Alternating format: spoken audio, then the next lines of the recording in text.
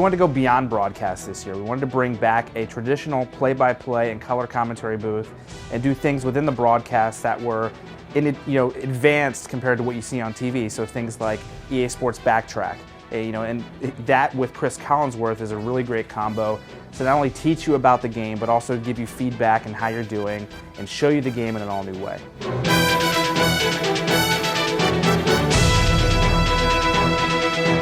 Chris and Tom are great additions to Madden. I think the biggest thing they brought to the table was the fact that they actually ran with it. They want the game to sound fantastic.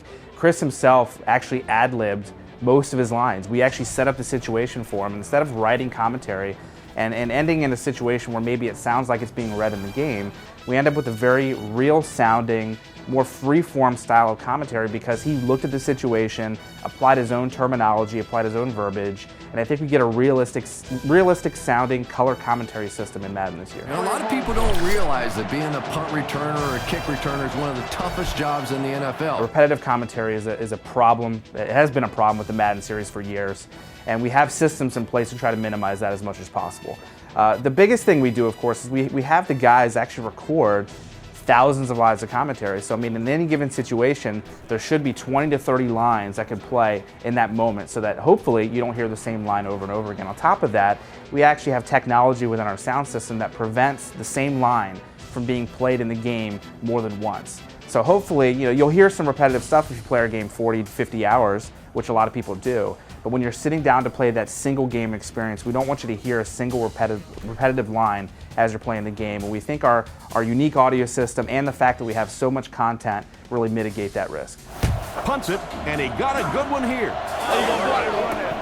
He'll take it from the 18. So Options on Demand is an all-new play call system for us. We have a lot of functionality built into the game that traditionally you've had to go to the pause screen to find. Things like being able to do formation subs or things like being able to go to your replay. You'd have to pause the game, scroll down a list, choose that option. It kind of broke up the game experience. You felt like you were leaving game day to go do these activities. Options on Demand is trying to bring those activities to you. So no matter what you're doing in the game, you have the ability to access these directly without breaking your experience. We have a variety of things there. We have replays, we have tips that you can watch, and they're all context sensitive. So if we're sensing you're not using the juke button, we'll show you a tip that explains how the juke works and when you should use it. Statistics are brought to you right on the play call screen. So it's a great way to bring all the activities that you used to do from the pause screen right to you in gameplay and allow you to kind of keep going with gameplay instead of breaking up your action.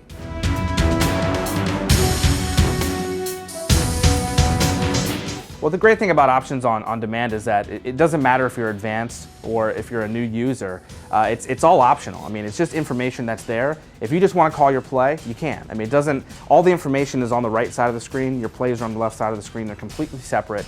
So regardless of what style of game you're looking for, these are not intrusive. They're completely optional. And after all, they are Options on Demand. You don't have to do any of these things. So our more advanced users, if they don't want to use them, which I think they should and probably will, they can just call plays and run plays like normal. Yeah, Options on Demand is available everywhere in the game. So from franchise mode to online to play now, you get that great new feature pretty much no matter how you play the game.